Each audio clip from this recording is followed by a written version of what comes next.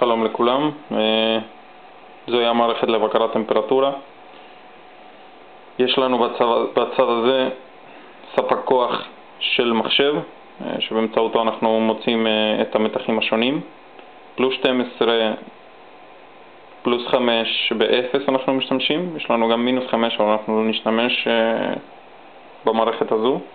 יש לנו כאן את מאוורר המחשב ביחד עם גוף קירור, צלעות קירור.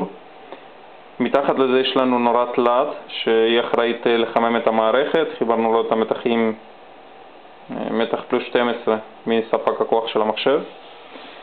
בצד הזה יש לנו את הארדואינו. הארדואינו, כמו שאתם יכולים לראות, לא מחובר ב-USB, הוא עצמאי לחלוטין, מסופק לו מתח של 5 וולט ו-0 כמובן. ויש לנו כאן את מגברי השרת. מגברי השרת האלה מסוג 358, ההספקה שלהם היא פלוס 12 ו-0, ומן הארדואינו יש לנו כניסה למגברי השרת, ככה שכשאנחנו נגדיר לו לדוגמה וולט אחד בארדואינו, יהיה לנו הגבר של פי 4 בערך ממגברי השרת, ולכן יתקבל במאוורר 4 וולט. עכשיו, במגברי השרת חיברנו שם 4 מגברי שרת, מפני שהם מוגבלים בהזרמת הזרם שיכולים לזרום בתוכם, לכן אנחנו צריכים 4. אוקיי, המערכת כבר התחממה, וכמו שאתם יכולים לראות, יש לנו 3 נוריות אדומות שדולקות. זה מצביע לנו על הטמפרטורה הגבוהה ביותר. מאוורר כרגע פועל במהירות הגבוהה ביותר. בעוד מספר שניות אנחנו נעבור למהירות 2, כשטמפרטורה של המערכת תרד.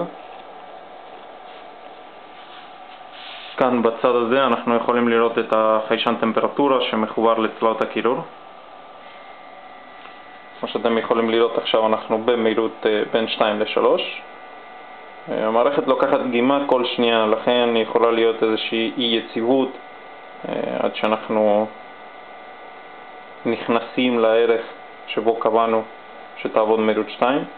כרגע זו מהירות 1, אפשר לראות שכבר המאוורר פועל במהירות ממש נמוכה, אפילו אנחנו יכולים לעצור אותו ביד ולראות שזה ממש פועל במהירות נמוכה.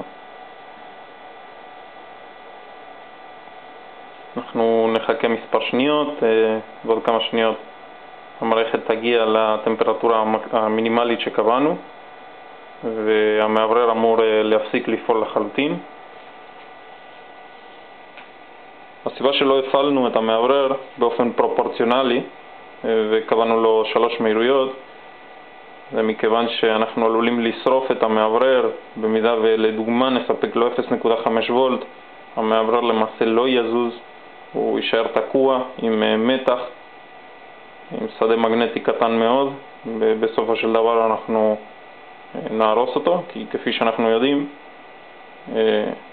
נדרש זרם מינימלי על מנת להתגבר על מומנט החיכוך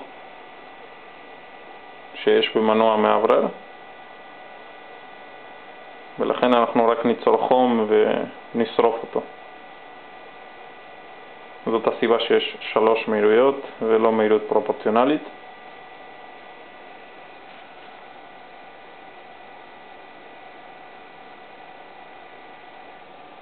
אוקיי, כרגע שום נורית לא דולקת, זאת אומרת הגענו לטמפרטורה המינימלית של המערכת, לטמפרטורה שקבענו.